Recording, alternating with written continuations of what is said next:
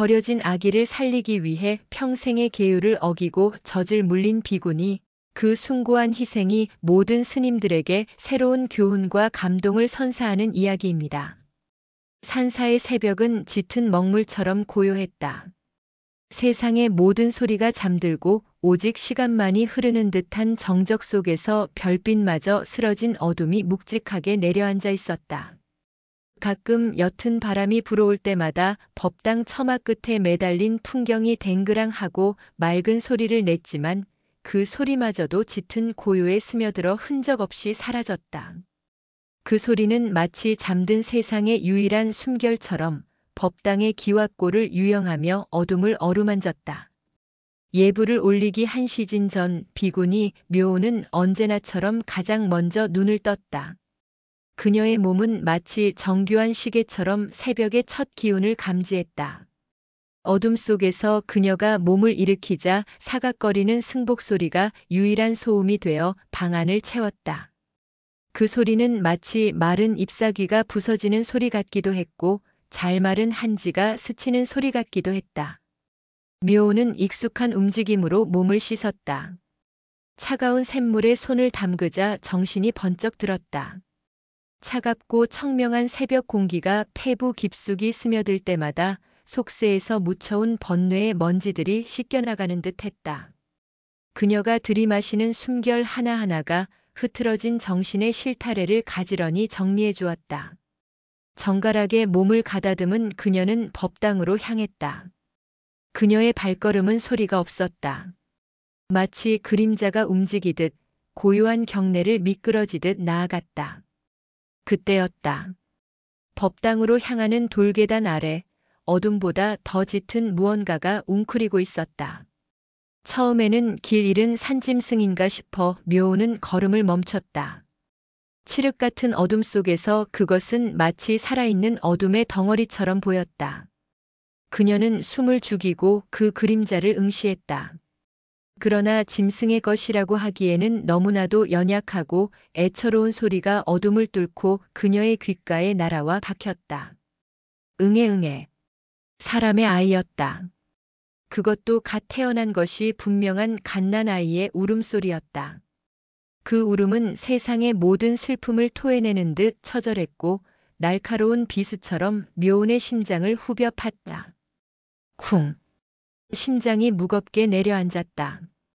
머릿속이 새하얗게 비어버리는 느낌. 부처님께 귀한 일에 이토록 강렬한 생명의 파동을 이토록 가까이서 마주한 것은 처음이었다. 그녀는 홀린 듯 돌계단을 내려갔다. 한 걸음 한 걸음 내디딜 때마다 아이의 울음소리가 더욱 선명하게 들려왔다. 낡고 해진 강보에 쌓인 작은 생명. 추위에 파랗게 질린 입술을 필사적으로 움직이며 아이는 울고 있었다. 그 작은 몸짓 하나하나가 살아남기 위한 처절한 몸부림이었다. 묘오는 떨리는 손으로 강보를 살폈다. 안에는 아무것도 없었다. 아이의 이름도 부모의 흔적도 하다못해 짧은 서찰 한 장도 없었다. 그저 세상의 가장 낮은 곳에 가장 차가운 돌바닥 위에 던져진 연약한 존재만이 있을 뿐이었다. 묘오는 잠시 숨을 멈췄다. 아이의 울음소리는 더 이상 단순한 소음이 아니었다. 그것은 살아남기 위한 처절한 외침이었고 자신을 버린 세상에 대한 원망이었으며 동시에 구원을 바라는 간절한 기도였다. 그녀는 조심스럽게 마치 세상에서 가장 귀한 보물을 다루듯 아이를 안아들었다. 차가운 돌바닥의 냉기가 아니라 사람의 온기가 느껴지자 기적처럼 아이의 울음소리가 아주 조금 잦아들었다. 아이는 본능적으로 따뜻한 품을 파고들었다. 그 작은 온기가 묘온의 팔을 통해 심장으로 전해졌다. 수십 년간 굳건히 닫혀있던 마음의 빗장이 스르르 풀리는 듯한 감각이었다. 수행자의 길을 걸으며 애써 외면하고 억눌러왔던 어떤 근원적인 감정이 본물처럼 터져나왔다. 묘오는 아이를 품에 꼭 안고 주지 스님이 계시는 요사체로 향했다. 그녀의 발걸음은 그 어느 때보다 무겁고 그 어느 때보다 다급했다. 어둠 속에서 그녀의 그림자가 길게 늘어졌다. 그 그림자는 더 이상 혼자가 아니었다.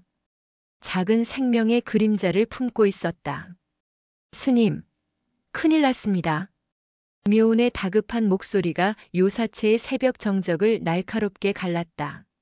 한밤중에 소란에 잠에서 깬 범민주지 스님과 다른 스님들이 놀라 뛰쳐나왔다. 그들의 얼굴에는 당혹감과 우려가 뒤섞여 있었다. 묘운의 품에 안긴 갓난아이를 본 순간 모두의 얼굴이 굳어졌다. 법당의 엄숙한 기운과는 너무나도 이질적인 작고 연약한 생명체의 등장이었다. 범민 스님은 깊은 주름이 펜미간을 찌푸렸다. 그의 얼굴에 새겨진 주름 하나하나는 오랜 수행의 세월과 깊은 고뇌의 흔적이었다. 이 어찌된 일이냐? 그의 목소리는 깊은 동굴에서 울려나오는 듯 낮고 무거웠다. 법당 앞에 버려져 있었습니다. 이 새벽에 이 추위에 묘운의 목소리가 가늘게 떨렸다. 아이는 낯선 환경과 여러 사람의 시선에 놀란 듯 다시 울기 시작했다. 더욱 서럽게, 더욱 절박하게 울어젖혔다. 스님들의 시선이 일제히 아이에게로 향했다. 그들의 눈빛 속에는 동정과 연민, 그리고 어찌할 수 없는 곤란함이 복잡하게 얽혀 있었다.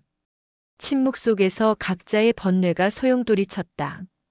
일단 관아에 알려야 하지 않겠습니까? 우리가 함부로 거둘 수는 없는 일입니다. 나이든 율사 스님이 조심스럽게 입을 열었다. 그의 이름처럼 그는 계율을 목숨처럼 여기는 이였다. 그의 말은 한치의 틀림도 없는 현실적인 판단이었다. 사찰은 고아원이 아니었다. 각자의 수행에 정진해야 할 스님들이 아이를 돌본다는 것은 어불성설이었다. 몇몇 스님들이 그의 말에 조용히 고개를 끄덕였다. 그것이 이성적이고 합리적인 판단이었다. 하지만 날이 밝으려면 아직 멀었습니다. 이 어린 것이 그때까지 버틸 수 있겠습니까? 보십시오. 아이의 입술이 파랗게 질렸습니다. 젊은 사미승이 안타까운 얼굴로 말했다. 그의 말대로 아이의 상태는 위태로워 보였다. 울음소리마저 점점 기력을 잃어가고 있었다. 아이는 배가 고픈 것이 분명했다. 스님들의 의견이 첨예하게 엇갈렸다. 관아에 보내야 한다는 현실적인 주장과 눈앞의 생명을 먼저 살려야 한다는 자비심 사이에서 범민 스님은 쉽사리 결정을 내리지 못했다. 그의 깊은 고뇌처럼 방 안의 침묵도 길어졌다. 아이의 희미해져가는 울음소리만이 공간을 위태롭게 채우고 있었다. 그때였다. 스님들의 논쟁을 묵묵히 듣고만 있던 묘운이 조용히 앞으로 나섰다. 그녀는 결심한 듯한 얼굴로 범민 스님을 향해 고개를 숙였다. 스님, 부디 허락하여 주십시오. 무엇을 말이냐? 이 아이에게 젖을 물리겠습니다. 그녀의 말에 방 안의 모든 소음이 멎었다. 시간마저 멈춘 듯한 절대적인 정적이 흘렀다. 스님들은 경악한 얼굴로 그녀를 바라보았다. 비구니가 그것도 청정한 수행 도량에서 아이에게 젖을 물리겠다니. 그것은 단순한 계율 위반이 아니었다. 수행자로서의 몸과 마음을 더럽히는 파괴 행위와 다름없었다. 내가 지금 제정신이냐? 어찌 비구니의 몸으로 그런 망측한 말을 입에 담는 것이냐? 율사 스님이 버럭 소리를 질렀다. 그의 얼굴은 분노로 붉게 달아올라 있었다. 그러나 묘운은 흔들리지 않았다. 그녀의 시선은 오직 품 안에서 가쁘게 숨을 몰아쉬는 작은 생명에게 고정되어 있었다. 계율이 먼저입니까? 꺼져가는 생명이 먼저입니까? 묘운의 목소리는 나지막했지만 그 안에 담긴 무게는 천근만 근과도 같았다. 부처님께서 살아계셨다면 눈앞의 생명을 외면하고 딱딱한 계율 뒤에 숨으라 하셨겠습니까? 이 아이는 지금 당장 젖을 먹지 못하면 죽을지도 모릅니다. 제 몸을 더럽히는 파괴의 업보, 제가 평생 짊어지고 가겠습니다. 허나 이 생명을 외면한 죄는 감당할 자신이 없습니다. 누구도 선뜻 반박하지 못했다. 그녀의 말은 단순한 항변이 아니었다. 그것은 자비의 본질에 대한 근원적인 질문이었다. 범민 스님은 지그시 눈을 감았다. 그의 머릿속에서 수많은 번뇌가 명멸했다. 사찰의 규율, 세상의 시선, 그리고 부처의 가르침. 무엇이 옳은 것인가? 묘는 더 이상 기다리지 않았다. 그녀는 스님들을 등지고 방구석으로 가 조용히 옷고름을 풀었다. 그리고는 아이의 입에 자신의 젖을 물렸다. 아이는 본능적으로 젖을 빨기 시작했다. 필사적으로 온 힘을 다해. 그 순간 기적처럼 아이의 울음이 그쳤다. 세상의 모든 소리가 사라진 듯한 정적 속에서 오직 아이가 꿀꺽꿀꺽 젖을 삼키는 소리만이 들려왔다. 스님들은 그 광경을 망연자실하게 바라볼 뿐이었다. 성과 속의 경계가 무너진 그 자리에서 그들은 차마 말로 표현할 수 없는 깊은 울림을 느꼈다. 묘운의 행위는 파괴였으나 그 모습은 세상에서 가장 성스러운 보살의 모습과 다르지 않았다. 바로 그때 새벽 예불을 알리는 종이 울렸다. 덱마이너스하고 길게 퍼져나가는 종소리는 마치 이 모든 것을 지켜보고 있었다는 듯 엄숙하고도 자비롭게 산사 전체를 감쌌다. 아이의 울음이 그치자 종이 울렸다. 그것은 마치 하나의 거대한 의식의 시작과 끝을 알리는 신호와도 같았다. 아이의 이름은 은혜라고 지어졌다. 묘운의 은혜와 부처님의 은혜를 입었다는 뜻이었다. 범민 스님이 며칠을 고심한 끝에 내려준 이름이었다. 그 이름에는 아이가 받은 은혜만큼이나 이 아이의 존재가 사찰에 가져올 시험과 가르침의 무게 또한 담겨 있었다. 묘운이 아이에게 젖을 물린 그날 이후 백운사의 고요하던 일상은 미묘한 파문 속에 잠겼다. 누구도 묘운의 행동을 대놓고 비난하지는 못했다. 꺼져가는 생명을 살린 그녀의 행위 앞에서 차가운 계율의 잣대를 들이댈 수 있는 이는 없었다. 하지만 그녀를 향한 시선에는 보이지 않는 벽이 생겨났다. 특히 계율을 중시하는 율사 스님은 묘운과 마주칠 때마다 못마땅한 기색을 감추지 않았다. 그는 묘운의 행동이 사찰의 기강을 무너뜨리고 수행의 청정함을 더럽힌 위험한 선례라고 굳게 믿었다. 하지만 묘운은 그런 시선들에 개의치 않았다. 그녀의 세상은 온통 은혜에게로 쏠려 있었다. 아이를 돌보는 그녀의 손길은 한치의 망설임도 없었다. 마치 오래전부터 해왔던 일인 것처럼 자연스럽고 능숙했다. 기저귀를 갈고 목욕을 시키고 밤새 보채는 아이를 안고 법당을 서성이는 것이 그녀의 새로운 일과가 되었다. 독경 소리보다 아이의 숨소리에 더 귀를 기울였고 불경 구절보다 아이의 표정 변화에 더 골몰했다. 어찌 그리 아이를 잘 보는가? 꼭 제 새끼를 키워본 어미 같구먼. 공양간 보살이 무심코 던진 말에 묘운은 잠시 손을 멈췄다. 정말 그랬다. 스스로도 이상할 만큼 아이를 돌보는 모든 것이 낯설지 않았다. 아이가 언제 배고파하는지, 언제 잠투정을 하는지, 심지어 어떤 표정을 지을 때 무엇을 원하는지까지도 본능적으로 알 수 있었다. 그것은 지식이나 경험으로 설명할 수 없는 마치 몸속 깊은 곳에 잠들어 있던 기억이 되살아나는 듯한 감각이었다. 어느 날 밤 잠든 은혜의 얼굴을 들여다보던 묘운은 아이의 왼쪽 귓바퀴 뒤에서 작은 점을 발견했다. 파탈만 한 크기의 붉은 점이었다. 유난히 희고 고운 피부 위에 찍힌 그 점은 선명하고 또렷했다. 묘운은 저도 모르게 자신의 왼쪽 귓바퀴를 매만졌다. 그녀의 귀 뒤에도 은혜의 것과 똑같은 위치에 희미한 흉터가 있었다. 어릴 적 담장 넘어감을 따려다 나뭇가지에 긁혀 생긴 상처였다. 기이한 우연이로다. 그녀는 그렇게 생각하며 넘겼지만 마음 한구석에 남은 찜찜함은 쉬이 가시지 않았다. 마치 운명이 던져놓은 작은 수수께끼 조각처럼 그 붉은 점과 흉터는 계속해서 그녀의 마음을 맴돌았다. 은혜의 존재는 백운사의 풍경을 바꾸어 놓았다. 엄숙한 목탁 소리 사이로 아이의 까르르 웃는 소리가 섞여들었고 법당 마루에는 작은 기저귀들이 빨랫줄에 널려 햇볕에 말랐다. 처음에는 아이를 낯설어 하던 젊은 사미승들은 이제 은혜를 보기 위해 묘운의 처소 주변을 맴돌았다. 아이의 해맑은 미소는 굳어있던 스님들의 마음을 녹이는 신비한 힘이 있었다. 수행의 고단함도 속세의 번뇌도 아이의 웃음소리 앞에서는 잠시나마 눈 녹듯 사라졌다. 범민 스님은 그런 변화를 묵묵히 지켜보았다. 그는 묘운을 불러 꾸짖지도 그렇다고 칭찬하지도 않았다. 그저 매일 저녁 묘운의 처소에 들러 쌀과 미역, 그리고 아이에게 좋을 약재를 놓고 갈 뿐이었다. 아이를 낳은 적 없는 비구니의 몸에서 젖이 돈다는 기이한 사실을 기이하게 여기면서도 그는 그것을 부처의 자비가 현현한 것이라 여기기로 했다. 과학이나 논리로는 설명할 수 없는 기적. 그것이야말로 불법의 영역이라 그는 믿었다. 하지만 평화는 길지 않았다. 아이가 절에 머문다는 소문은 산바람을 타고 산 아래 마을까지 퍼져나갔다. 사람들의 입방아는 거침이 없었다. 수군거림이 시작되었다.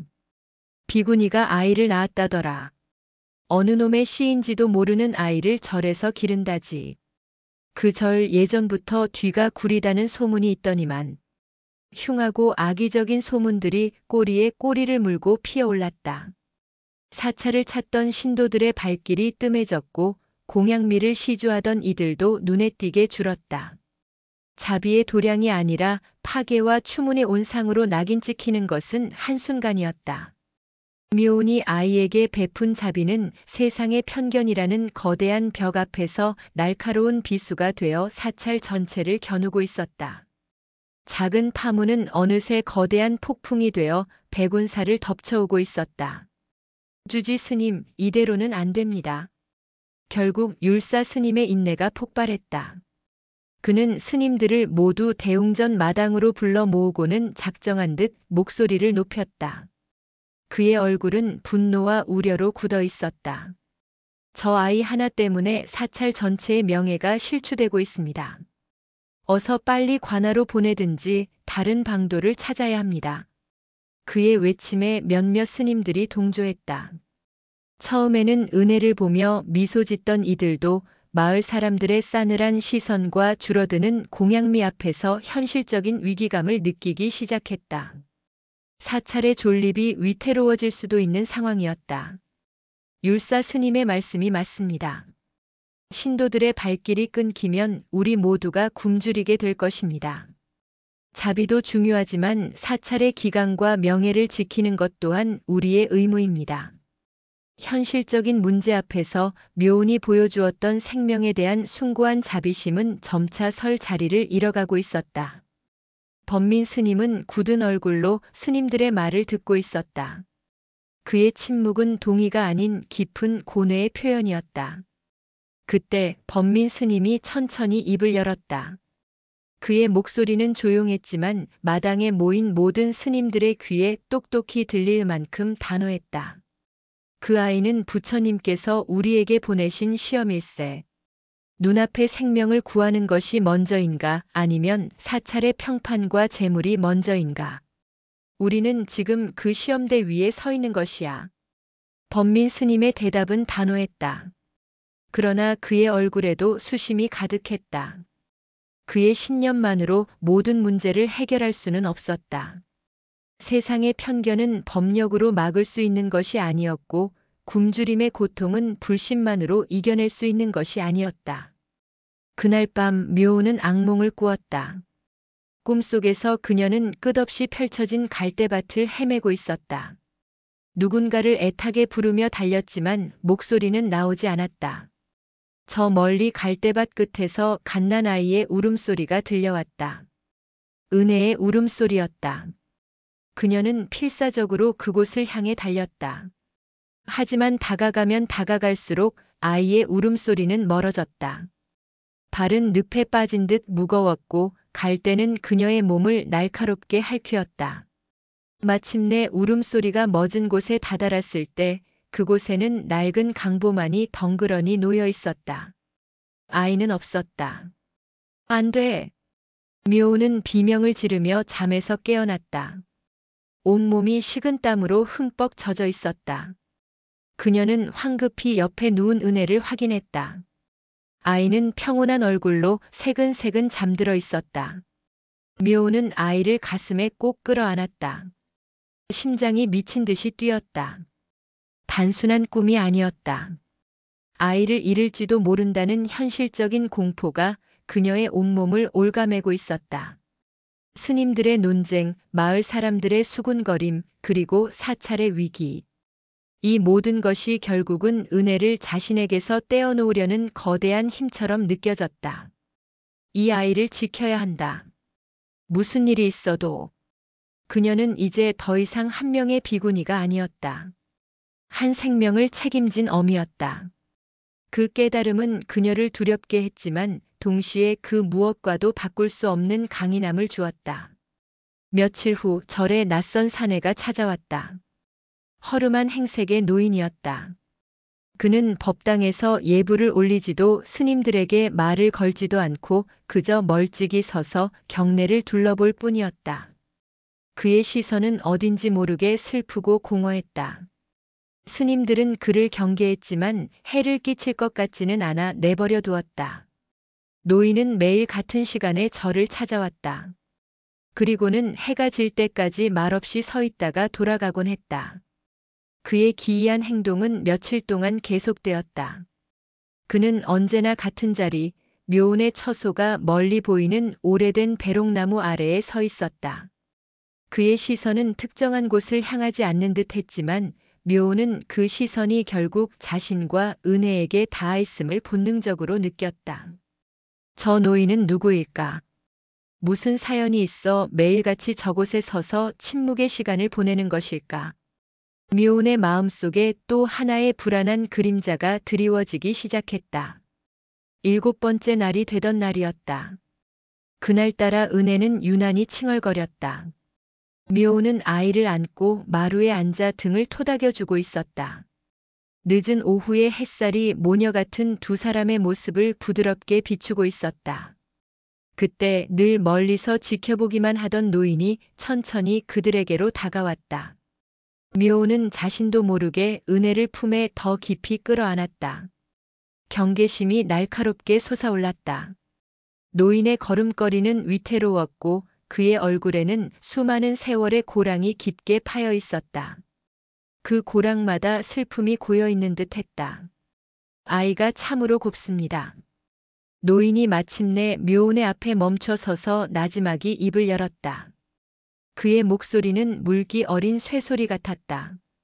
오랜 시간 울음을 삼켜온 사람의 목소리였다. 무슨 일이십니까? 묘운은 퉁명스럽게 되물었다. 낯선 사내가 아이에게 관심을 보이는 것이 영 불안했다. 소문을 듣고 아이를 해코지하러 온 사람은 아닐까, 혹은 아이를 데려가려는 사람은 아닐까. 온갖 불길한 상상이 머리를 스쳤다. 노인은 묘운의 경계심에 아랑곳하지 않고 그저 아이에게서 시선을 떼지 못했다.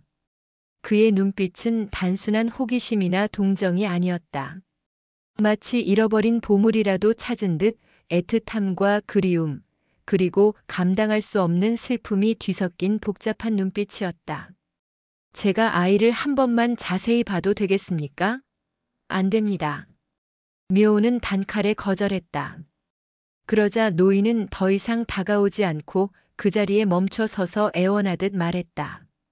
그 아이의 왼쪽 귓바퀴 뒤를 한 번만 봐주십시오. 혹 붉은 점이 있는지. 노인의 말에 묘운의 심장이 덜컥 내려앉았다. 온몸의 피가 차갑게 식는 느낌. 은혜의 귓바퀴 뒤에 있는 붉은 점. 그 사실은 자신과 주지 스님 외에는 아무도 모르는 것이었다. 어떻게 이 노인이 그것을 알고 있단 말인가? 묘운은 떨리는 손으로 아이의 머리를 살짝 돌려 왼쪽 귀를 확인했다. 여전히 그 자리에는 파탈만 한 붉은 점이 선명하게 박혀 있었다. 그것을 본 노인의 눈에서 기어이 눈물방울이 툭 하고 떨어졌다. 그는 더 이상 버티지 못하고 그 자리에 풀썩 주저앉았다. 아니, 무릎을 꿇었다. 흙바닥에 이마를 대고 아이를 향해 절을 하며 노인은 목 놓아 울기 시작했다. 흐느낌이 아니었다. 가슴속 깊은 곳에서부터 억눌러왔던 모든 한과 슬픔을 토해내는 통곡이었다. 아가, 내 아가, 이 할애비를 용서하지 마라. 사찰의 고요함을 깨트리는 노인의 울음소리에 스님들이 놀라 달려나왔다. 범민 스님도 착잡한 얼굴로 그 광경을 지켜보고 있었다. 묘는 얼어붙은 채 아무것도 할 수 없었다. 노인의 통곡은 그녀의 심장을 날카롭게 후벼 파는 듯 했다. 할애비라니, 그렇다면 이 노인은 은혜의 할아버지란 말인가? 한참을 울던 노인이 비틀거리며 일어섰다. 그는 눈물로 범벅이 된 얼굴로 묘은과 범민 스님을 번갈아 보며 떨리는 목소리로 말했다. 이 아이는 제 손녀입니다. 그의 충격적인 고백에 모두가 할 말을 잃었다. 노인은 잠시 숨을 고르더니 더 큰 충격을 안겨주었다. 제 딸아이의 이름은 연화였습니다. 스님들처럼 부처님께 귀의하여 수행하던 출가한 여인이었습니다. 은혜의 어머니가 비구니였다니. 묘는 자신의 처지와 겹쳐지는 연화라는 비구니의 삶에 가슴이 아려왔다. 아이를 버릴 수밖에 없었던 그 마음이 차가운 새벽 법당 앞에 아이를 내려놓으며 흘렸을 눈물이 고스란히 전해져 오는 듯했다. 노인은 마치 고해성사를 하듯 자신의 이야기를 풀어놓기 시작했다. 제 딸은 이 절은 아니지만 강 건너 작은 암자에서 수행하던 비구니였습니다. 누구보다 신심이 깊고 청정했던 아이였습니다. 그런데 한 사내를 마음에 품었습니다. 저를 보수하러 왔던 젊은 목수였지요. 둘은 서로 깊이 연모했고 넘어서는 안 될 선을 넘고야 말았습니다.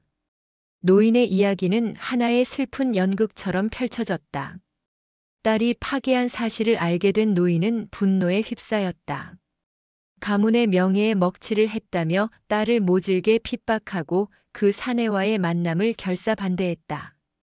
결국 사내는 상처만 안고 마을을 떠났고 혼자 남은 딸은 이미 아이를 잉태한 후였다.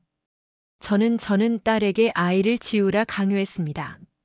승려의 몸으로 아이를 낳는 것은 부처님과 가문을 2번 죽이는 일이라며 매일같이 윽박질렀습니다. 하지만 딸은 끝까지 아이를 포기하지 않았습니다. 제게서 도망쳐 아무도 모르는 곳에서 홀로 아이를 낳았습니다. 그리고 이 아이를 낳고는 그만. 노인은 끝내 말을 잇지 못하고 다시 주저앉아 오열했다.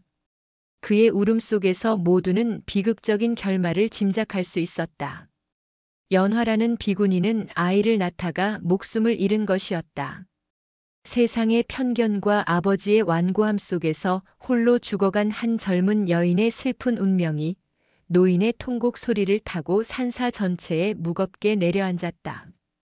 연화의 비극적인 사연과 김진사의 통곡은 백운사의 또 다른 국면을 가져왔다.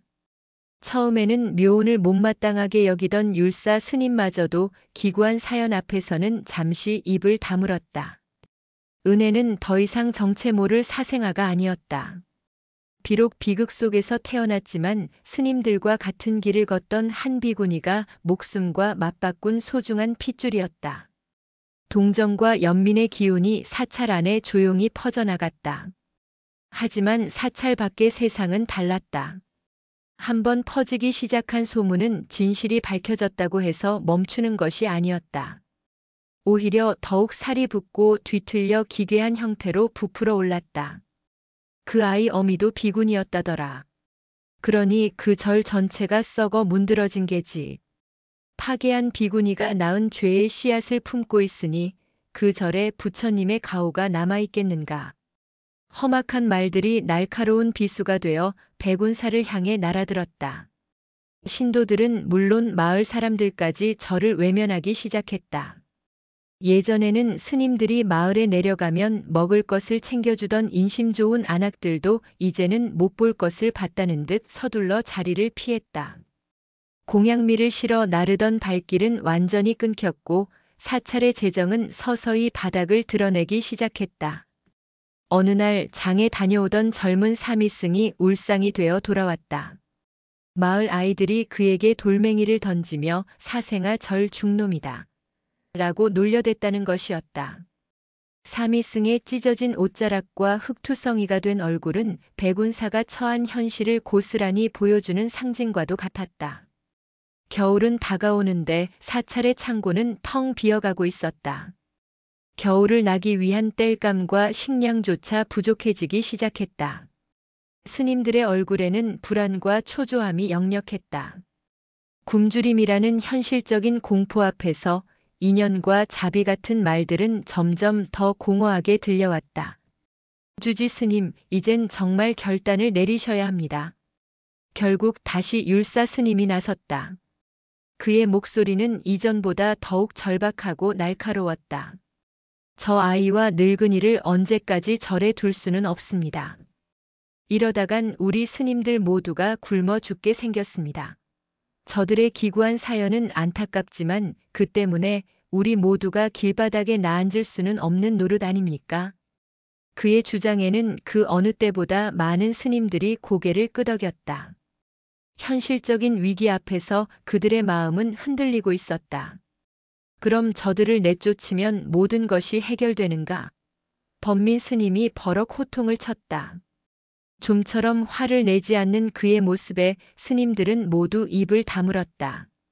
저 어린 것과 늙은이를 이 추운 겨울에 길바닥으로 내몰면 우리의 수행은 더 깊어지고 부처님의 자비는 더욱 넘쳐나게 되는가? 굶주림이 두려운가? 세상의 손가락질이 두려운가?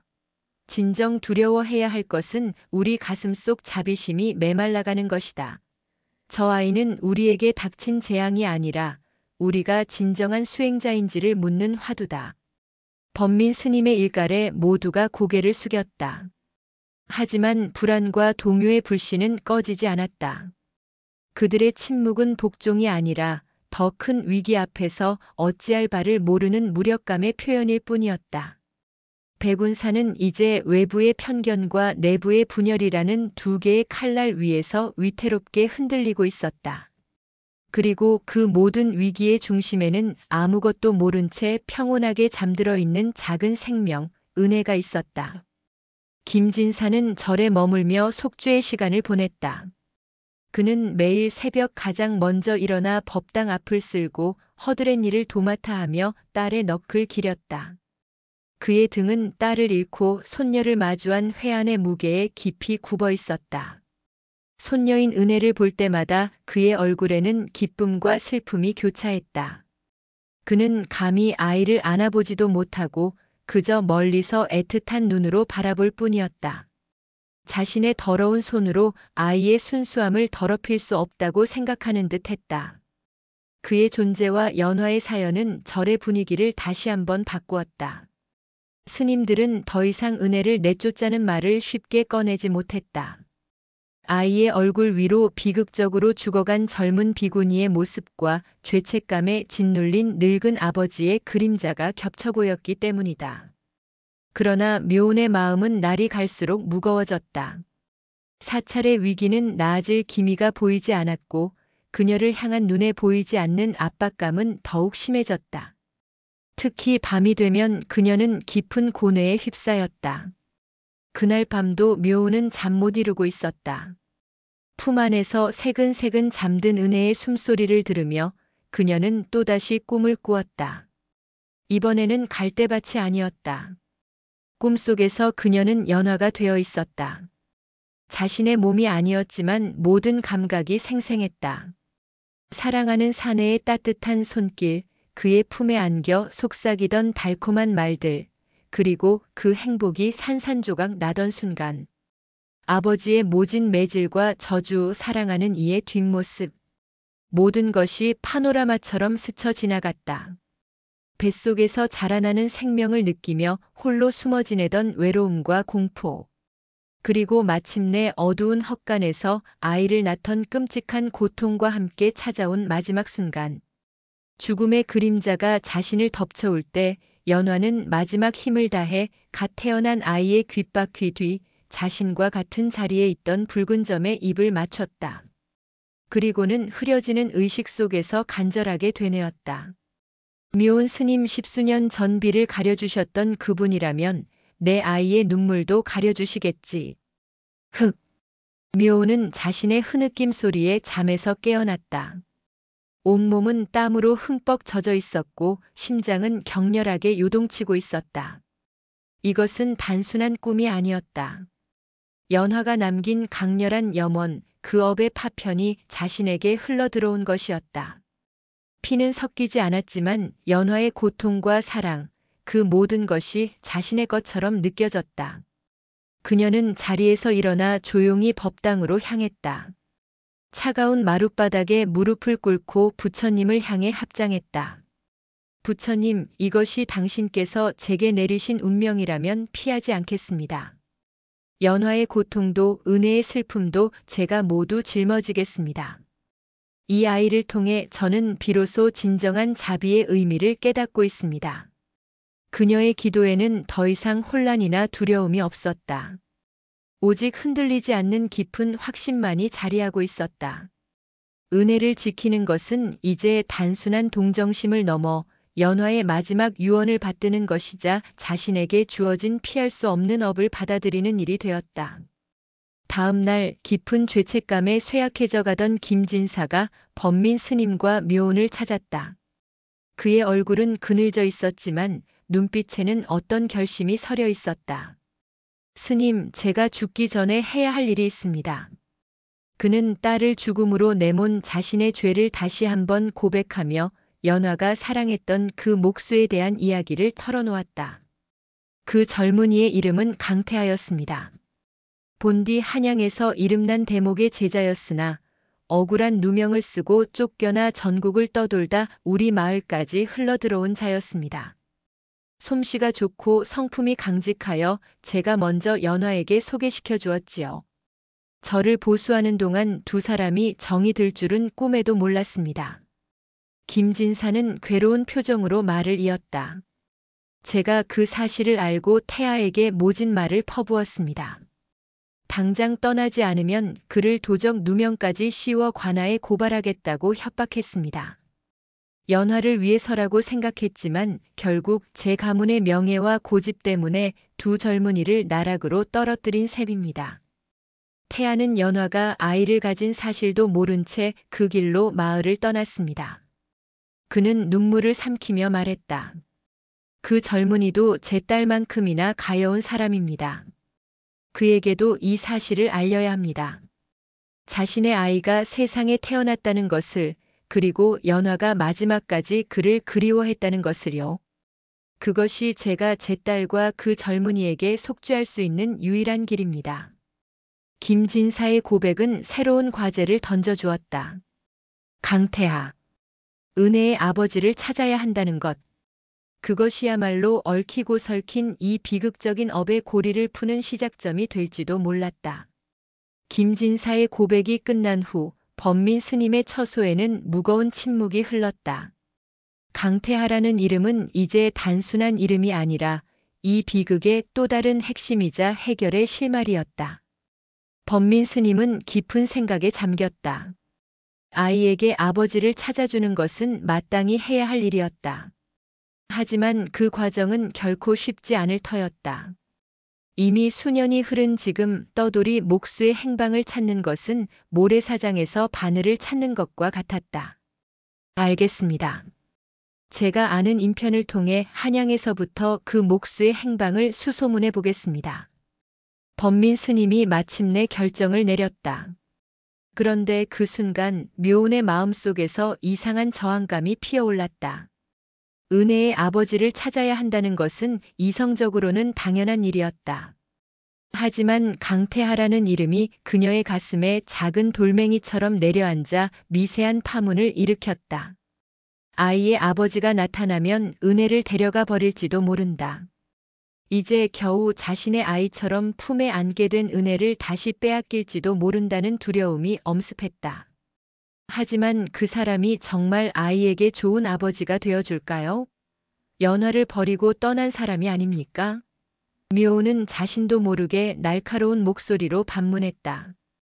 그녀의 목소리에는 은혜를 지키려는 어미의 본능적인 경계심이 묻어 있었다. 그것은 만나서 확인해 봐야 할 일이겠지요. 모든 진실을 알게 된 후에도 그가 아이를 외면한다면 그때는 우리에게 더 큰 책임이 생기는 것이고, 만일 그가 눈물로 아이를 품는다면 그것은 이 아이에게 내린 부처님의 또 다른 은혜일 것입니다. 김진사가 간절한 눈빛으로 묘운을 바라보았다.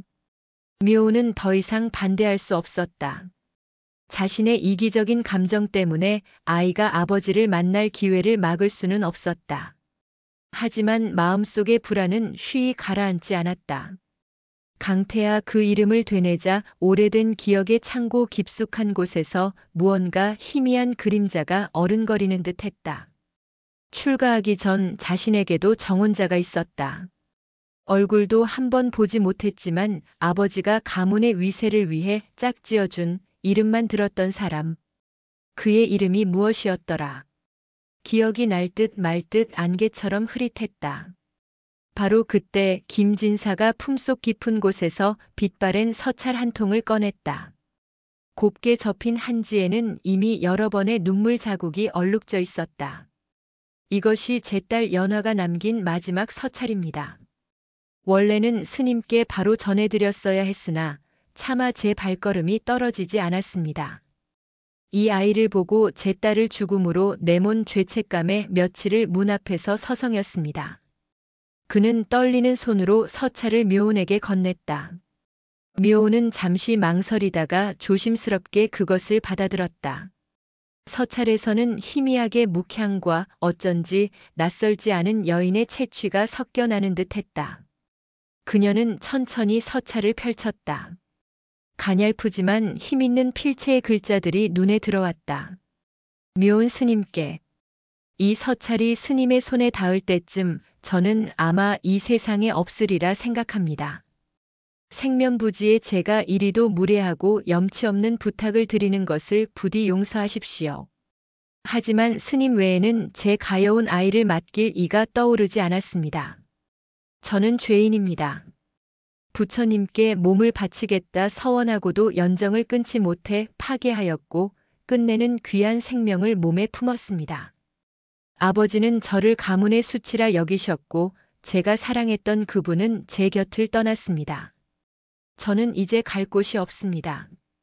이 아이를 낳고 제 숨이 다하는 것이 어쩌면 제가 받을 마지막 업보이겠지요. 허나 어미 된 마음에 차마 이 아이까지 저와 같은 운명을 겪게 할 수는 없었습니다. 그래서 감히 스님께 청합니다. 부디 제 아이를 거두어 주십시오. 스님께서는 어찌 저 같은 죄인의 이름을 아시냐고 물으시겠지요. 저희는 한 번도 만난 적 없는 사이입니다. 허나 저는 스님을 압니다. 아니, 스님을 기억합니다. 10수년 전 스님께서 출가하시기 전의 일입니다. 남쪽 큰 고을의 어느 장터 소나기를 피하기 위해 잠시 처마 밑에 섰던 한 소녀가 있었습니다. 비에 젖은 채 어쩔 줄 몰라 하는 제게 한 아가씨가 다가와 자신의 비단 우산을 말없이 씌워주고는 홀연히 사라졌습니다. 저는 그 아가씨의 왼쪽 귓바퀴 뒤에 있던 작은 상처를 기억합니다. 그리고 그 선하면서도 따뜻했던 눈빛을 잊을 수가 없습니다. 훗날 저는 소문을 통해 그 아가씨가 집안의 반대를 무릅쓰고 출가하여 묘운이라는 법명을 받았다는 것을 알게 되었습니다. 비록 짧은 만남이었으나 그날 저를 위해 기꺼이 비를 맞아주셨던 스님의 그 마음이라면 제 아이의 슬픈 운명마저도 가려줄 방패가 되어주시리라 믿었습니다. 아이의 왼쪽 귓바퀴 뒤에는 저를 닮은 붉은 점이 있습니다. 부디 이 아이를 보시거든 오래전 비에 젖었던 가여운 소녀를 한 번만 더 가엽게 여겨주십시오. 제 아이의 이름은 미리 지어두었습니다. 세상의 모든 은혜를 입고 살아가라는 뜻으로 은혜라 지었습니다. 스님, 제 아이는 죄의 씨앗이 아닙니다. 짧았지만 제 생에 가장 찬란했던 사랑의 결실입니다. 부디 이 아이가 속세의 편견 속에서 상처받지 않도록 부처님의 자비 안에서 자랄 수 있도록 스님의 자비에 제 아이의 모든 것을 맡기고 갑니다. 죄인 연하올림. 서찰을 다 읽은 묘운의 손이 파르르 떨렸다. 그녀의 눈에서 뜨거운 눈물이 뺨을 타고 흘러내렸다. 기억이 잊고 있던 기억이 되살아났다. 기억의 문이 열렸다. 출가하기 전 속가의 일에 염증을 느끼고 방황하던 시절의 일이었다.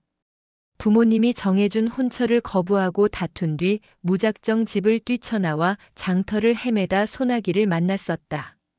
그때 처마 밑에서 비를 피하던 자신보다 몇 살은 어려 보이는 단발머리 소녀. 자신도 비를 맞고 있었으면서 어쩐지 더 위태로워 보이는 그 소녀에게 우산을 씌워주었던 희미한 기억. 그것은 그녀의 인생에서 스쳐 지나간 수많은 사소한 풍경 중 하나일 뿐이었다. 그런데 그 사소한 인연이 십수년의 세월을 건너뛰어 한 아이의 운명이 되어 자신에게 돌아온 것이다. 이것은 대체 무엇인가? 우연이라 하기에는 너무나도 기구하고 운명이라 하기에는 너무나도 가혹했다. 스님 역시 제 딸이 말한 그분이 맞으셨군요. 김진사는 묘운의 반응을 보고 모든 것을 알아차렸다는 듯 다시 한번 깊이 고개를 숙였다. 범민 스님은 눈을 감고 길게 숨을 내쉬었다. 그의 입에서 나지막한 독경 소리가 흘러나왔다. 인연이란 참으로 불가사의한 것이로다. 옷깃 한번 스친 인연도 500생을 거쳐야 한다 하였거늘 비를 가려준 작은 자비가 한 생명을 구하는 큰 자비로 돌아왔구나. 범민 스님은 묘운을 바라보았다. 그의 눈빛은 깊고 고요했다. 묘운아, 이것은 내가 짊어져야 할 업이자 내가 풀어야 할 연이다. 더 이상 망설이지 말거라. 저 아이는 부처님께서 너를 통해 세상에 보내신 연꽃이다. 진흙 속에서 피어나지만 결코 더러움에 물들지 않는 연꽃 말이다.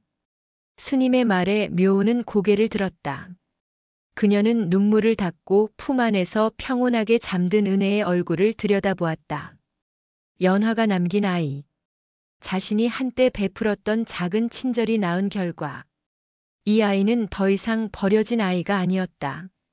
자신과 깊은 인연으로 묶인 지켜야 할 존재였다. 묘운은 은혜의 작은 뺨에 자신의 뺨을 가만히 가져다 댔다. 아이의 따뜻한 온기가 연화의 마지막 숨결처럼 느껴졌다. 제가 잘 키우겠습니다, 스님. 그녀의 목소리는 더 이상 흔들리지 않았다. 그것은 다짐이었고 맹세였다. 피는 이어지지 않았으나 이제 그녀는 은혜의 어미였다. 그날 이후 백운사는 은혜의 아버지를 찾기 위한 조용한 움직임을 시작했다. 범민 스님은 한양의 큰 절에 서찰을 보내 강태하라는 목수의 행방을 수소문하기 시작했다. 시간은 더디게 흘러갔다. 겨울이 깊어지고 사찰의 살림은 더욱 쪼들렸지만 누구도 더 이상 아이와 노인을 내쫓자는 말을 꺼내지 않았다. 은혜의 존재는 이제 백운사의 스님들에게 고통스러운 현실이자 그럼에도 불구하고 감내해야 할 수행의 일부가 되어 있었다. 그리고 마침내 어느 눈 내리는 날 한양에서부터 한 통의 답신이 도착했다. 강태하라는 목수를 안다는 사람이 나타났다는 소식이었다. 그는 지금 동쪽 바닷가 끝 작은 포구 마을에서 배를 만드는 일을 하고 있다는 것이었다. 그 소식에 모두의 얼굴에 희망이 어렸다. 하지만 묘운의 마음은 오히려 더 무겁게 가라앉았다. 이제 정말로 은혜를 떠나보내야 할 시간이 다가오고 있었다. 그녀는 차가운 창밖으로 펑펑 쏟아지는 눈을 바라보았다. 하얀 눈은 세상의 모든 더러움을 덮어주는 듯 했지만 그녀의 마음속에 드리워진 그림자까지는 가려주지 못했다. 한양에서 온 서찰은 희망인 동시에 시련의 예고장이었다. 강태하가 살아있다는 사실, 그리고 그가 있는 곳을 알게 되었다는 것은 분명 기쁜 소식이었으나 그를 만나러 가는 여정은 누구에게도 쉽지 않은 길이었다. 동쪽 바다 끝 포구 마을까지는 열흘이 넘게 걸리는 먼 길이었다. 험한 겨울길을, 그것도 갓난아이를 데리고 간다는 것은 상상하기 힘든 고행이었다. 제가 가겠습니다. 모두가 다음 걸음을 망설이고 있을 때 묘운이 먼저 입을 열었다. 그녀의 목소리는 조용했지만 그 안에는 흔들림 없는 결의가 담겨 있었다. 아니 되느니라. 비구니의 몸으로 어찌 갓난아이를 데리고 그 험한 길을 떠난단 말이냐. 더구나 사내와 단둘이서 세상의 구설을 어찌 감당하려고. 범민 스님이 즉시 반대하고 나섰다. 그의 걱정은 당연한 것이었다. 묘운의 말대로 김진사가 동행한다 해도 젊은 비구니와 늙은 사내가 아이를 데리고 여행하는 모습은 오해를 사기 십상이었다. 구설이 두려워 아이의 아비를 찾아주는 일을 포기할 수는 없습니다. 이 아이와 저를 묶은 인연의 시작이 저였으니 그 매듭을 푸는 길에도 제가 있어야 합니다. 그리고 연화가 마지막 순간에 의지했던 것이 저라면 제가 직접 가서 그 뜻을 전하는 것이 도리입니다. 묘운은 범민 스님을 똑바로 바라보며 말했다. 그녀의 눈빛에서 이것이 단순한 고집이 아니라 깊은 사명감에서 비롯된 결심임을 읽은 범민 스님은 길게 한숨을 내쉬며 고개를 끄덕였다. 여행 준비는 신속하게 이루어졌다. 며칠간 절의 스님들은 부족한 살림에도 십시일반으로 노잣돈과 튼튼한 옷까지 아이에게 필요한 물품들을 챙겨주었다. 율사 스님마저도 투명스러운 얼굴로 두툼한 솜 포대기를 건네며 객사하지는 말거라. 한마디를 던질 뿐이었다. 그의 퉁명스러운 말 속에는 서툰 걱정이 묻어 있었다. 이른 새벽 묘운과 김진사는 은혜를 업고 백운사를 나섰다. 등 뒤로 들려오는 스님들의 독경 소리가 두 사람의 험난한 여정을 축원하는 듯 했다. 길은 고되고 험했다. 살을 애는 겨울바람은 잠시의 휴식도 허락하지 않았고 낯선 길 위에서 마주치는 사람들의 시선은 따가웠다. 주막에서는 비구니가 아이를 업고 늙은 사내와 함께 다닌다는 이유로 방을 내주지 않기 일쑤였고 그때마다 이들은 차가운 마구간에서 추위에 떨며 밤을 보내야 했다. 하지만 육체의 고단함은 오히려 두 사람의 마음을 가깝게 만들었다.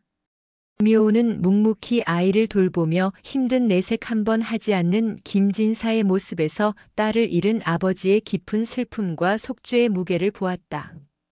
김진사는 밤새 보채는 아이를 안고 어르는 묘운의 모습에서 자신의 딸 연화가 미처 피우지 못했던 모성애와 그 너머에 있는 보살과도 같은 자비심을 느꼈다.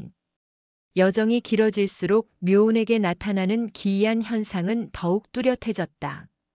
길가의 풍경 하나, 바람의 냄새 하나가 문득문득 잊고 있던 과거의 파편들을 눈앞에 불러왔다. 특히 바다가 가까워질수록 이유를 알 수 없는 그리움과 슬픔이 가슴을 채웠다. 소금기 섞인 바람이 처음 뺨에 닿던 날 그녀는 자신도 모르게 눈물을 뚝 흘렸다. 마치 아주 오랫동안 그리워했던 고향에 돌아온 사람처럼. 열흘째 되던 날 해질녘 마침내 그들은 동쪽 바다 끝 작은 포구 마을 간포에 도착했다. 비릿한 바다 내음과 귀가를 때리는 거친 파도 소리, 멀리 조선소에서 들려오는 듯한 망치 소리가 섞여 바람을 타고 날아왔다. 묘운은 은혜를 고쳐 업고 김진사와 함께 망치 소리가 들려오는 곳을 향해 천천히 발걸음을 옮겼다. 심장이 세차게 뛰기 시작했다. 이제 곧 이 모든 비극의 또 다른 주인공인 강태하를 마주하게 될 것이다. 그 만남이 과연 이 얽힌 업의 실타래를 푸는 시작이 될지 아니면 또 다른 비극을 낳는 불씨가 될지 아무도 알 수 없었다. 포구 끝자락에 자리한 조선소는 거칠고 활기찬 기운으로 가득했다. 나무를 깎고 다듬는 소리, 사람들의 외침소리, 그리고 쉴 새 없이 몰아치는 파도 소리가 한데 뒤섞여 있었다. 묘운과 김진사는 한쪽 구석에서 일하는 인부들을 살폈다. 저기 강태하라는 목수분을 찾아왔습니다. 김진사가 떨리는 목소리로 곁을 지나던 인부에게 물었다. 인부는 땀을 닦으며 조선소 가장 안쪽 육중한 배의 골격을 다듬고 있는 한 사내를 가리켰다. 태하 말입니까? 저기 있구려. 말수가 적어서 그렇지 일솜씨 하나는 우리 포구에서 최고라오. 두 사람의 시선이 그에게로 향했다.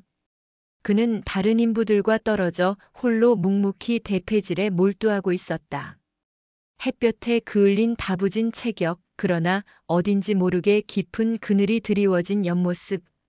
세상의 모든 시름을 짊어진 듯 그의 등은 고독해 보였다. 김진사는 그를 본 순간 다리에 힘이 풀리는 듯 휘청했다. 자신의 이기심이 한 젊은이의 인생을 어떻게 망가뜨렸는지를 눈앞에서 확인하는 것은 끔찍한 고통이었다. 그는 차마 앞으로 나아가지 못하고 주저앉아 얼굴을 감쌌다. 결국 묘운이 나섰다. 그녀는 은혜를 아는 채 천천히 강태하에게로 다가갔다. 기척을 느낀 그가 고개를 들었다. 무심하게 대패질을 하던 그의 눈이 묘운의 승복과 그녀의 품에 안긴 갓난아이를 보고는 의아한 빛으로 바뀌었다. 스님께서 무슨 일로 저를 찾으십니까? 그의 목소리는 낮고 메마른 모래 같았다. 묘운은 마른 입술을 겨우 떼었다. 홍연화라는 여인을 아시는지요? 연화. 그 이름이 나오는 순간 강태하의 얼굴이 돌처럼 굳었다. 그의 손에 들려있던 대패가 툭 하고 바닥으로 떨어졌다. 그의 눈동자가 걷잡을 수 없이 흔들렸다. 연화, 그 아이를 어찌 살아는 있습니까? 어디에 있습니까? 그는 다급하게 물으며 묘운에게 다가왔다. 그의 목소리에는 원망과 그리움 그리고 절박함이 뒤섞여 있었다. 묘운은 차마 그의 얼굴을 마주보지 못하고 품 안의 아이를 보여주며 나지막이 말했다. 연화 아씨는 이 아이를 낳고 세상을 떠났습니다. 강태하의 세상이 무너져 내렸다. 그는 아무 말도 하지 못하고 그 자리에 못 박힌 듯 서 있었다. 그의 눈빛은 텅 비어버렸고 숨 쉬는 법조차 잊은 사람처럼 보였다. 잠시 후 그의 시선이 묘운의 품에 안긴 작은 생명, 은혜에게로 향했다. 자신과 연화를 반씩 닮은 아이의 얼굴, 아이의 왼쪽 귓바퀴 뒤, 연화에게도 있었던 그 붉은 점. 아! 그의 입에서 터져나온 것은 울음이 아닌 찢어지는 듯한 신음이었다. 그는 비틀거리며 아이에게 다가와 무릎을 꿇었다. 떨리는 손을 뻗어 차마 아이를 만지지는 못하고 그저 허공에서 아이의 얼굴을 더듬었다. 그의 눈에서 굵은 눈물방울이 쉴 새 없이 흘러내려 흙바닥을 적셨다.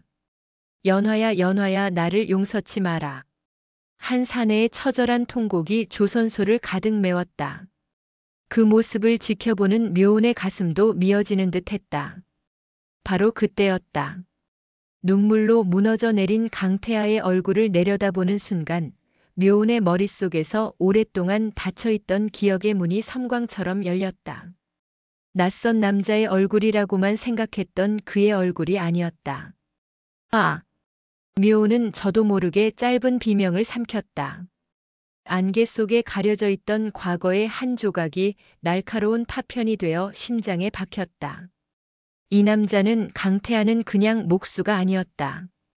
그녀는 이 남자를 알고 있었다. 혼란이 급류처럼 묘운의 온몸을 휩쓸었다. 그녀는 강태하와 은혜, 그리고 비참하게 주저앉은 김진사를 번갈아 보았다. 흩어져 있던 점들이 하나의 끔찍한 별자리를 그리고 있었다. 강태하. 그 이름. 출가하기 전 그녀의 속가 이름은 윤서하였다.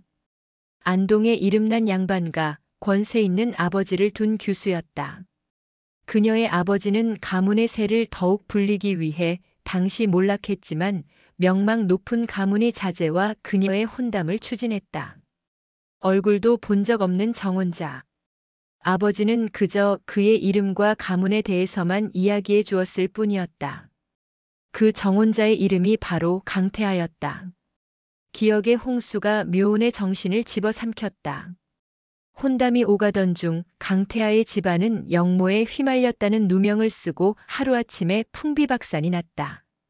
그의 아버지는 옥사했고 가문은 멸문지화를 당했다.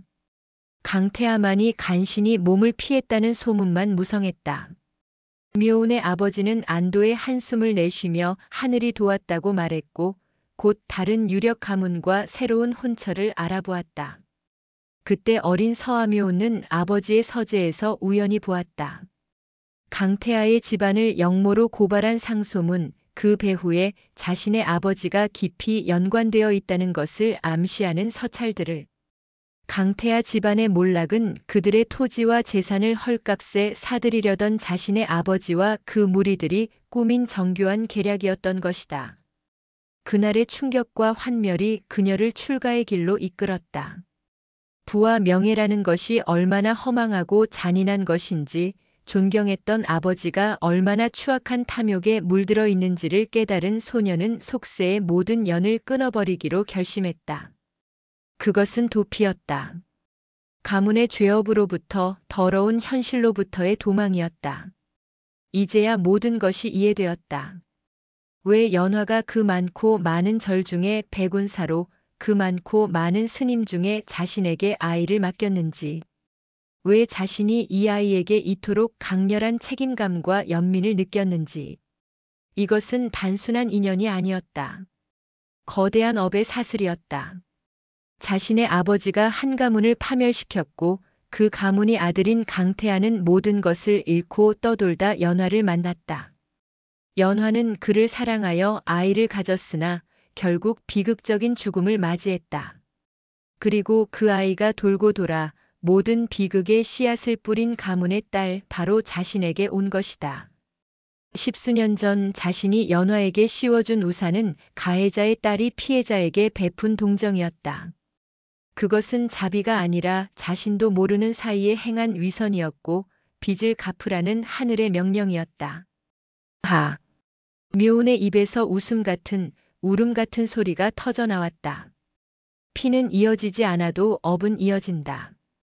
범민 스님의 말씀이 비수처럼 가슴을 찔렀다. 자신은 연화나 강태하에게 직접적인 죄를 짓지 않았다.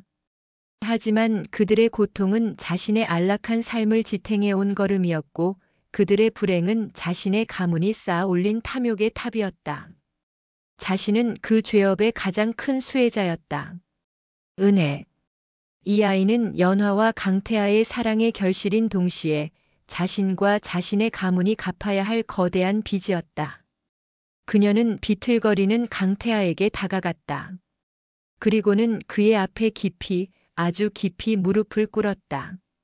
스님, 이게 무슨... 강태하가 놀라 그녀를 말렸다. 그러나 묘운은 고개를 들지 않았다. 그녀는 이마가 땅에 닿도록 엎드렸다. 제가 죄인입니다.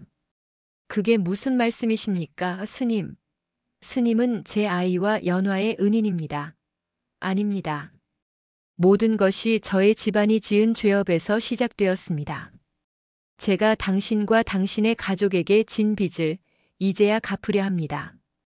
묘운은 흐르는 눈물을 삼키며 자신이 알고 있는 모든 진실을, 자신의 가문이 저지른 모든 죄악을 강태하와 김진사 앞에서 남김없이 고백했다.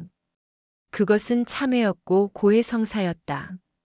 자신의 안온했던 세계를 스스로 파괴하는 고통스러운 자기부정이었다. 이야기를 듣는 강태하의 얼굴은 충격과 분노, 슬픔으로 일그러졌다.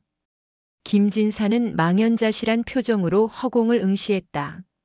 한평생 딸을 죽음으로 몰고 간 죄책감에 시달렸던 그는 그 비극의 뿌리가 상상조차 할 수 없는 더 깊고 추악한 곳에 연결되어 있었다는 사실에 몸서리쳤다. 모든 것이 엉망으로 뒤엉켜버린 운명. 그 지독한 업의 소용돌이 한가운데서 갓난아이 은혜만이 아무것도 모른 채 평온하게 잠들어 있었다. 마치 이 모든 비극과 죄업을 정화하기 위해 세상에 온 연꽃처럼. 묘운의 고백이 끝난 후 조선소에는 무거운 침묵만이 감돌았다. 거친 파도 소리와 바람 소리만이 세 사람의 무너진 세상 위를 유영했다. 강태하는 멍하니 허공을 바라보았다. 분노가 치밀어야 마땅했다. 자신의 아버지를 죽음으로 내몰고 가문을 멸문시킨 원수의 딸이 자신의 연인이었던 여인의 마지막을 부탁받고 자신의 핏줄을 품에 안고 눈앞에 나타난 이 기막힌 상황에 피를 토하며 절규해야 마땅했다. 그러나 그의 가슴을 채운 것은 분노가 아니었다. 그것은 분노를 넘어선 거대한 운명 앞에 선 인간의 처절한 무력감과 슬픔이었다. 그는 무릎 꿇고 있는 묘운을 보았다. 그녀는 더 이상 원수의 딸이 아니었다. 자신과 마찬가지로 거대한 업의 수레바퀴에 짓눌려 신음하는 또 하나의 가여운 존재일 뿐이었다. 이 모든 비극의 사슬 속에서 가해자와 피해자의 경계는 이미 무의미했다. 모두가 죄인이었고 모두가 피해자였다. 한참의 침묵 끝에 강태하가 몸을 일으켰다. 그는 묘운에게 다가가 그녀의 팔을 잡아 일으켜 세웠다. 일어나십시오, 스님. 당신 또한 이 비극의 피해자일 뿐입니다. 당신의 아버지가 지은 죄를 당신이 대신 속죄할 이유는 없습니다. 아닙니다. 묘운은 고개를 저었다. 그녀의 눈빛은 그 어느 때보다 맑고 단단했다. 외면하고 도망쳤던 저는 죄인이 맞습니다. 제 안락한 삶이 당신의 고통 위에 세워진 것임을 알면서도 저는 제 안위만을 위해 출가라는 방패 뒤에 숨었습니다. 이제는 더 이상 도망치지 않겠습니다. 그녀는 강태하의 눈을 똑바로 바라보며 말했다. 이 아이 은혜는 당신의 딸입니다. 당신께서 거두어 주십시오. 그것은 그녀가 내릴 수 있는 가장 고통스러운 결단이자 가장 진실한 참회였다. 이제 막 자신의 목숨처럼 사랑하게 된 아이를 떠나보내는 것. 그것은 단순한 포기가 아니었다. 자신의 가문이 강태하에게서 빼앗아간 모든 것, 가족, 명예, 행복에 대한 아주 작은 속죄의 시작이었다. 은혜를 그의 품으로 돌려보내는 것은 찢겨나간 그의 삶에 유일하게 남은 희망의 조각을 되돌려주는 일이었다. 강태하는 말없이 은혜를 받아 안았다. 처음으로 품에 안는 딸의 온기. 아이는 마치 아비의 품을 알아차린 듯 잠결에 그의 옷자락을 꼭 쥐었다. 그 작은 손길에 강태하의 얼어붙었던 심장이 녹아내렸다. 그는 아이를 가슴에 묻고 소리 없이 눈물을 흘렸다. 연화의 마지막 선물, 잿더미가 된 자신의 삶에 피어난 유일한 꽃이었다. 제가 키우겠습니다. 제 목숨을 다해 이 아이를 지키겠습니다. 그의 다짐에 김진사는 차마 고개를 들지 못하고 땅바닥에 엎드려 오열했다. 떠나기 전 마지막 밤 묘는 밤새 은혜의 곁을 지켰다. 그녀는 아이의 작은 손과 발, 속눈썹 하나하나를 눈에 담고 마음에 새겼다. 더 이상 아이를 위해 젖을 물릴 수도 자장가를 불러줄 수도 없다는 사실이 심장을 도려내는 듯 아팠다. 그녀는 자신이 직접 수놓은 작은 주머니에 백운사 법당의 향나무를 깎아 만든 작은 불상을 넣어 아이의 포대기 속에 넣어주었다. 부디 부처님의 가호가 이 아이의 평생에 함께하기를. 다음 날 아침 이별의 시간은 짧고 고요했다. 묘는 잠든 은혜의 이마에 마지막으로 입을 맞추고 강태하에게 아이를 건넸다. 부디 행복해야 한다. 그것은 아이에게 하는 말이자 스스로에게 하는 다짐이었다. 강태하는 묘운과 김진사를 향해 깊이 고개를 숙였다. 그들의 시선 속에는 원망도 미움도 없었다. 서로의 기구한 운명을 이해하고 연민하는 슬프고도 성숙한 용서만이 자리하고 있었다. 백운사로 돌아오는 길 두 사람은 아무 말도 없었다. 텅 빈 묘운의 등과 모든 것을 체념한 김진사의 굽은 어깨 위로 차가운 겨울바람이 불었다. 묘운의 등에서는 더 이상 아이의 온기가 느껴지지 않았다. 그 허전함은 단순히 물리적인 빈 공간이 아니었다. 그녀의 삶의 일부, 그녀의 심장의 일부가 통째로 떨어져 나간 듯한 공허함이었다. 걸음을 옮길 때마다, 바람이 등을 스칠 때마다 그녀는 울음이 터져 나오려는 것을 가까스로 참아냈다. 김진사 또한 침묵 속에서 깊은 상념에 잠겨 있었다. 그는 지난 며칠간 겪은 일들이 마치 긴 악몽처럼 느껴졌다. 딸의 죽음, 손녀의 발견, 그리고 그 모든 비극의 뿌리에 있던 추악한 진실. 그는 이제 더 이상 누구를 원망해야 할지조차 알 수 없었다. 그저 거대한 운명의 수레바퀴 아래 짓밟힌 미약한 존재일 뿐이었다. 며칠을 걸어 백운사 산문 앞에 도착했을 때 그들을 가장 먼저 맞이한 것은 범민 스님이었다. 그는 아무것도 묻지 않았다. 그저 텅 빈 묘원의 등을 한 번, 그리고 수척해진 김진사의 얼굴을 한 번 번갈아 보고는 나지막이 말했다. 고생 많았다. 어서 들어오너라. 그 따뜻한 한마디에 묘호는 억누르고 있던 모든 감정이 터져 나오는 것을 느꼈다. 그녀는 법당으로 달려가 부처님 앞에 엎드려 소리 없이 눈물을 쏟았다. 은혜를 향한 그리움, 자신의 가문이 저지른 죄업에 대한 참회, 그리고 모든 것을 잃어버린 자들의 슬픔이 뒤섞인 눈물이었다. 며칠 후 김진사는 속세의 모든 것을 정리하고 머리를 깎았다. 그는 남은 생을 부처님께 귀의하여 딸과 자신이 망가뜨린 젊은이들의 삶을 위해 기도하며 살기로 했다. 그의 법명은 참회가 되었다. 그의 굽은 등과 깊은 주름은 그가 짊어진 업의 무게를 말해주는 듯 했다.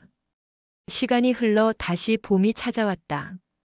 백운사에는 다시 고요한 평화가 깃들었다. 겨울 동안 앙상했던 나뭇가지들에는 연두빛 새순이 돋아났고 처마 밑에는 제비들이 집을 짓기 시작했다. 마치 아무 일도 없었다는 듯 자연은 순리대로 순환하고 있었다. 새벽 예불을 알리는 종소리가 산사를 깨웠다. 가장 먼저 잠에서 깬 묘호는 정갈하게 몸을 씻고 법당으로 향했다. 그녀의 처소에는 이제 아이의 온기가 없었지만 마음은 텅 비지 않았다. 오히려 무언가로 가득 차 고요하고 단단했다. 아이를 떠나보낸 슬픔은 집착을 내려놓는 수행의 과정이 되었고 가문의 죄업을 마주한 고통은 진정한 참회의 문을 열어주었다. 그녀는 이제 더 이상 과거로부터 도망치지 않았다. 자신의 일부로 자신이 짊어지고 가야 할 업으로 온전히 받아들였다. 법당에 앉아 조용히 눈을 감은 그녀의 귓가에 환청처럼 아이의 울음소리가 들리는 듯 했다. 처음 아이를 발견했던 그날 새벽 법당을 뒤흔들던 그 처절한 울음소리. 법당은 울음을 삼켰다. 이제야 그 의미를 온전히 알 것 같았다. 법당이 삼킨 것은 단순히 한 아이의 울음소리가 아니었다. 그것은 연화에 한 맺힌 절규였고 강태하에 빼앗긴 삶이었으며 김진사의 뒤늦은 회한이었고 자신과 자기 가문이 추악한 업보였다. 법당은 그 모든 슬픔과 원망과 죄업의 울음을 기꺼이 삼켜 자비의 힘으로 정화시켜준 것이었다. 묘호는 조용히 합장했다. 그녀의 가슴 속에서 한 송이 연꽃이 불길 속에서도 더럽혀지지 않고 마침내 피어오르고 있었다. 아이의 울음은 그쳤고 그녀의 번뇌도 이제 그쳤다. 세월이 흘렀다.